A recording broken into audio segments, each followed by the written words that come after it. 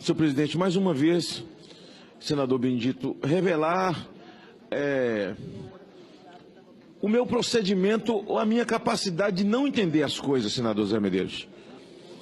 Eu sei que eu sou uma pessoa indouta, de raciocínio lento, eu não consigo fazer leitura rápida das coisas, eu tenho dificuldade de entender e de verbalizar. Mas eu pergunto, quem manda na Petrobras é Pedro Parente ou é o presidente Temer? Eu sei que o Senado está sendo visto pelo Planalto, então vou me dirigir ao presidente. Presidente, Pedro Parente, aliás, minha mãe dizia que parente é má semente.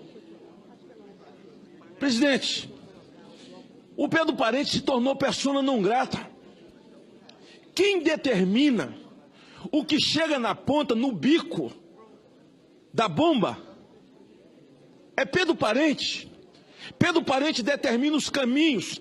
Ele lhe dá uma fala, Vossa Excelência vai à televisão e diz, não, equilibramos depois do assalto do PT, a Petrobras, depois do saque, do saqueamento. Agora nós estamos equilibrados. Mas quem desfruta desse equilíbrio? Senhor presidente, Pedro Parente não vai conseguir incutir, senhor presidente, nem Vossa Excelência e nem os seus assessores, na cabeça de milhões de brasileiros que estão nas ruas enfileirados em frente a postos de gasolina e que não conseguem entender como que os nossos vizinhos compram da Petrobras e vendem 1 litro por R$ 1,10 ou R$ 1,20. E a Petrobras é nossa. Nós batemos no peito feito um monte de otário, um monte de babaca. A Petrobras é nossa, mas o nosso litro é R$ 6. Senhor presidente, eu estava perguntando aqui ao líder do governo, senador Romero Jucá, que é um negociador de sequestro, porque ninguém consegue ser líder de um governo se não tiver essa característica. E eu pergunto a ele, quem manda em Pedro Parente ou Pedro Parente manda em alguém? É Pedro Parente que manda em Michel Temer ou Michel Temer manda em Pedro Parente? Há um aviso a se dar à nação. O problema desse país é corrupção, é assalto, é dinheiro roubado, é parar de roubar que pode baixar todas as coisas. É preciso, como se discutiu no Colégio de Líderes, que os governadores sejam chamados para discussão, porque o nosso problema é de carga tributária. O Brasil não tem a maior carga tributária do mundo, é mentira. Na verdade, o poder público é sócio majoritário de quem tem uma empresa. Não é nem carga tributária, ele é o sócio majoritário, ele é o dono. E quem tem a empresa é quem é empregado dele. Mas veja, nessa questão que nós estamos discutindo, a questão dos combustíveis no Brasil, do gás de cozinha, não é mais caminhoneiro, é dona de casa, é hospital, é hotel, onde você tem que cozinhar, está faltando gás. E aí diz, não, mas Pedro Parente não cede. Ei, Pedro Parente é um robô?